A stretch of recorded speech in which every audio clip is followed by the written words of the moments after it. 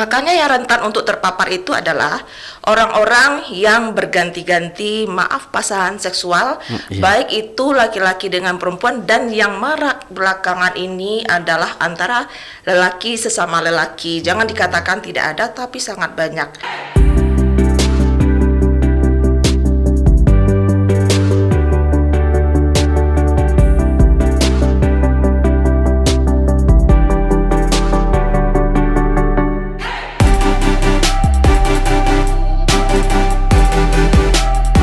Assalamualaikum warahmatullahi wabarakatuh, pemirsa media RSAM TV, TV Kesehatan Sumatera Barat.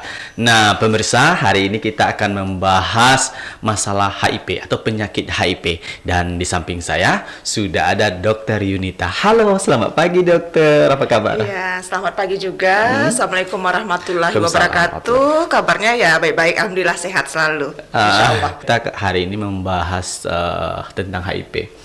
Penyakit yang sangat ditakuti oleh masyarakat. Nah, bisa dijelaskan Bu, apa itu HIV?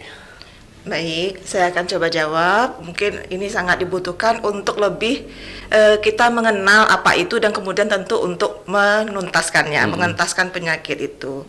HIV itu adalah singkatan dari Human Immunodeficiency Virus. Nanti akan menyebabkan penyakit yang namanya AIDS, Acquired Immune Deficiency Syndrome. Apa itu? Kumpulan gejala penyakit akibat si virusnya sendiri. Virus ini menyerang sistem kekebalan tubuh, sel limfosit T. Akibatnya nanti akan datang penyakit-penyakit lain, apakah virus lain, bakteri, jamur, banyak penyakit lain yang akan ikut bercokol di tubuh si penderita. Akibatnya menurun, bahkan banyak munculan klinisnya.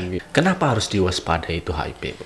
Jadi begini, virus HIV ini menularnya, nah mungkin harus kita omongkan juga lewat penularan ya. Penularannya itu misalnya kita terpaparnya sekarang, tapi munculan klinisnya akan kita ketahui belakangan jauh sekali, 5-10 tahun yang akan datang, sehingga orangnya kelihatan sehat dan merasa sehat, beraktivitas seperti biasa, dan kalau punya faktor risiko terkait penularan, dia akan tetap seperti yang sedia kala tanpa merubah faktor risikonya. Akibatnya akan banyak yang tertular, yang terpapar. Padahal target kita di Indonesia itu zero new infection. Iya, betul. Faktor risikonya apa saja begitu? Ya, jadi penularan virus HIV ini, Human Immunodeficiency Virus ini, khas lewat darah cairan tubuh. Iya. Jadi penularannya itu adalah misalnya lewat ASI, cairan sperma, cairan vagina. Maaf, ini tidak ada yang pornografi apa ya, karena kita bicara tentang medis, ya edukasi. Nah, kemudian dari ibu kepada bayi saat di dalam kandungan, saat dilahirkan, saat disusukan, artinya bisa menular lewat ASI dong, air susu ibu. Makanya yang rentan untuk terpapar itu adalah orang-orang yang berganti-ganti, maaf, pasangan seksual, baik itu laki-laki dengan perempuan, dan yang marak belakangan ini adalah antara lelaki sesama lelaki. Jangan dikatakan tidak ada, tapi sangat banyak. Narkoba suntik adalah salah satu faktor risiko, tapi itu trennya sudah jauh menurun dibandingkan waktu awal dikenal dulu di Indonesia tahun 1987. Jadi itu sudah stabil. Nah, ada juga orang bilang, wah ini kan siapa saja yang bisa kena. Oh, ini misalnya, maaf, istilahnya dulu WPS atau PSK. Sekarang juga trennya agak lebih stabil, karena itu penyakit yang perilaku yang ada dari zaman dahulu, zaman tahu Fir'aun. Sudah lama ya, Bu Dokter? Iya, kalau yang PSK kita cerita, tapi kalau yang LSL kan belakangan ini. Tapi kita juga ingat kembali di zaman dulu kaum Nabi Lut juga ada ya kelompok yang seperti itu. Suka sesama jenis ya, Bu.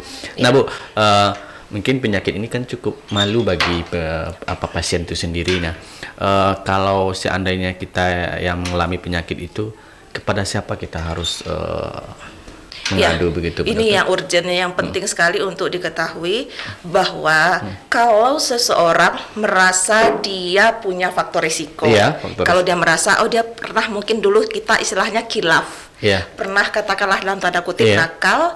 Nah, mungkin kita harus mencari tenaga kesehatan, terserah mau di puskesmas, rumah sakit, untuk dilakukan konseling. Ada yang namanya VCT, voluntary counseling dan testing, atau mungkin kalau sudah ada gejala yang mengarah ke sana, dia bisa datang ke dokter. Dokter manapun pastinya di pelajarannya, di studinya waktu di Fakultas Kedokteran sudah diajarkan mengenai HIV, apakah dokter umum, apalagi dokter spesialis penyakit dalam. Nah, kebetulan saya di bagian penyakit dalam, khususnya di Poliklinik Serunai, Rumah Sakit Dr. Amamutar Bukit Tinggi yang menata laksana tentang HIV/AIDS. Iya, betul. Nah, pemirsa media RSAM TV mungkin memiliki gejala atau faktor HIV, bisa datang ke RSUD Dr. Amamutar Bukit Tinggi dan bisa langsung bertemu dengan Bu Dr. Yunita dan mendapatkan informasi tentang HIV ya Bu. Banyak juga nih beredar informasi, ini mitos atau fakta sih, HIV ini juga bisa menular dari kulit atau bagaimana? Apakah itu benar atau tidak? Bisa dijelaskan itu dokter? Baik, ini juga penting mungkin untuk dipahami oleh masyarakat dan kita semua, khususnya kita tenaga kesehatan, bahwa prinsip virus itu menular, virus HIV ini khususnya adalah kalau ada EC. EC itu exit, survive, sufficient, dan enter. Artinya virusnya keluar dulu dari tubuh penderita, kemudian survive, jadi virusnya harus hidup. Virus virus akan hidup kalau di dalam sel limfosit yang hidup. Kemudian survive dan sufficient. Sufficient itu jumlahnya cukup, dan kemudian enter, memasuki tubuh orang lain. Nah, tentunya yang paling umum yang kita sampaikan selalu, jangan terlalu takut. Kalau bersentuhan kulit, kalau kulit kita utuh, itu tidak akan menularkan. Saya selalu memeriksa pasien, insya Allah ya, dari tahun 2006 dulu, jadi sudah 16 tahunan, dan saya selalu mencek status HIV saya, alhamdulillah negatif. Oh, bisa langsung dicek? Kita kan bisa memeriksanya, satu-satunya cara untuk memastikan seseorang terinfeksi virus adalah dengan cek laboratorium darah. Jadi diambil darah. Saya sebagai orang yang tenaga kesehatan yang selalu berhadapan menghadapi kasus-kasus, saya juga harus tahu status saya. Jangan sampai, kan saya juga punya keluarga. Nah, tidak menular lewat kontak kulit dengan yang utuh, tidak menular tinggal serumah, tidak menular kalau pemakaian telepon bersama, pakai kolam renang bersama, cipika-cipiki, salam, pelukan, tapi ciuman. Kalau ciuman cipika-cipiki tidak menular, tapi mungkin yang French kissing istilahnya. Nah, tadi yang perilaku seksual yang beresiko tadi. Gigit nyamuk tidak? Tidak menular lewat gigitan nyamuk juga. Karena berapalah jumlah darah yang masuk ke dalam lambung nyamuk diteruskan ke air ludahnya, jadi itu tidak menular. Nah, Bu, tips nih agar kita tidak kena HIV itu seperti apa? Ya, tentunya karena kita ingat tadi penularannya itu lewat kontak darah, cairan tubuh. Janganlah berganti-ganti pasangan seksual. Tentunya dengan pasangan yang sah, tidak berganti-ganti, menjauhi narkoba suntik. Kemudian satu lagi, program pemerintah itu adalah triple eliminasi. Jadi setiap ibu hamil dari trimester 1, 2, 3 itu sudah harus dilakukan pemeriksaan. Bukan hanya virus HIV, tapi juga hepatitis B dan sifilis. Pemerintah sudah memikirkan jauh ke depan, dan itu sesuai dengan program WHO. Tapi mungkin kita harus membahas, nanti pasien bertanya, yang curiga, yang punya faktor risiko bertanya, klinis apa ya yang harus?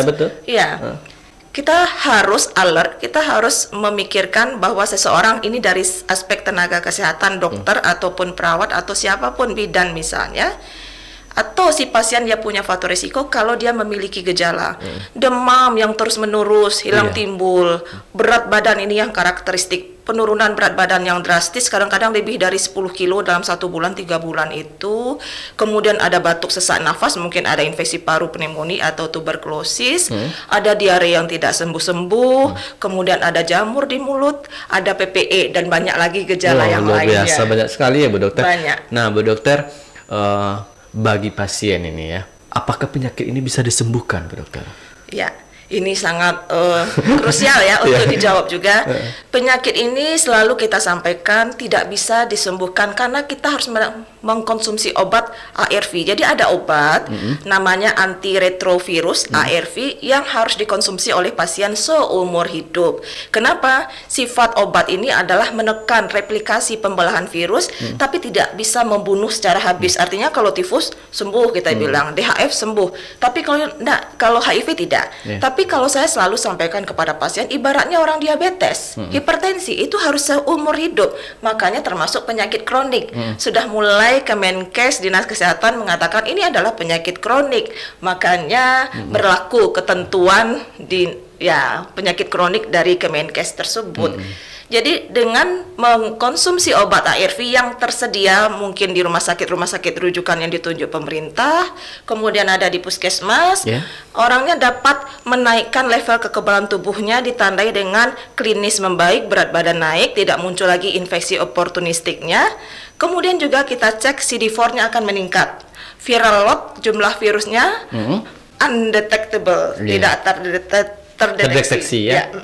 Wow, luar biasa sekali pemirsa penjelasan dari Dr. Yunita tentang HIV. Nah, bagi pasien yang memiliki faktor ini, segera datang ke Rumah Sakit Dr. Ahmad Mukhtar Bukit Tinggi atau berkonsultasi langsung ke dokter ya. Baik, Bu Dokter, terima kasih banyak atas penjelasannya. Barangkali ini sangat bermanfaat sekali karena waktu membatasi kita. Kita tutup bincang santai kita hari ini. Saya Kim mewakili kerabat kerja pamit undur diri. Sampai jumpa. Assalamualaikum warahmatullahi wabarakatuh. Terima kasih Bu Dokter.